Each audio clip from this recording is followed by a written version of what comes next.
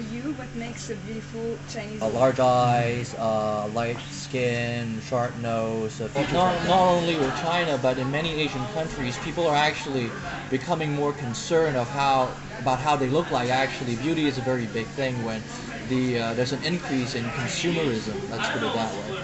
And in the past, perhaps people in Asia, Asian women, Chinese women may not actually put on so much makeup.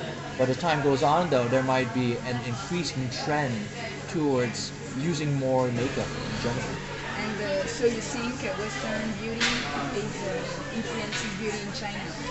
I think there is that notion, partly because a lot of Asian countries actually tend to look up to Western powers, be it America or certain European countries. So the European countries, the Western powers tend to set a certain trend when it comes to fashion for people to emulate.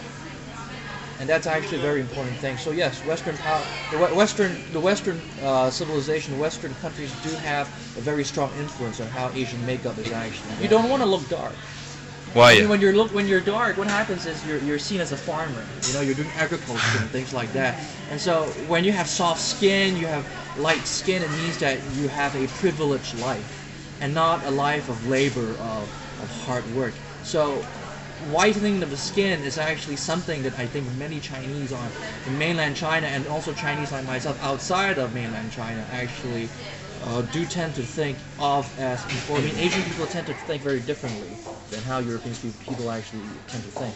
For instance, if you want to have a billboard with advertising, you do have to suit the local markets. For instance, you don't want to expose too much. If you're doing like a clothing a fashion advertisement, you don't want to necessarily expose too much flesh maybe in certain places. You want to show that you're fashionable but yet moderate to some degree, or you don't want to expose yourself, by saying, let's market this cosmetic good with a blonde of blue eyes when everyone in China is having black hair and brown eyes. I mean, it's beautiful to look at, but how do you relate to that? That's actually one big issue. But the general strategy, though, may not be so different, partly because in Europe, people like luxury goods. I mean, it's a symbol of wealth, it's a symbol of status, of position. Being different in Europe is actually something quite normal, quite common anyway.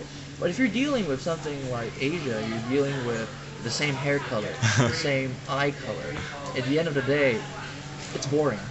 So maybe for me it's not boring, because with the black hair and the brown eyes, even though it sort of looks homogeneous, they look all the same, you pay more attention to the subtleties of these things. But I suppose people are not so subtle these days, and they want to look at how the outward physicality actually looks like completely. And so changing the hair color, changing the eye color is something that people are increasingly doing these days in the Asian markets.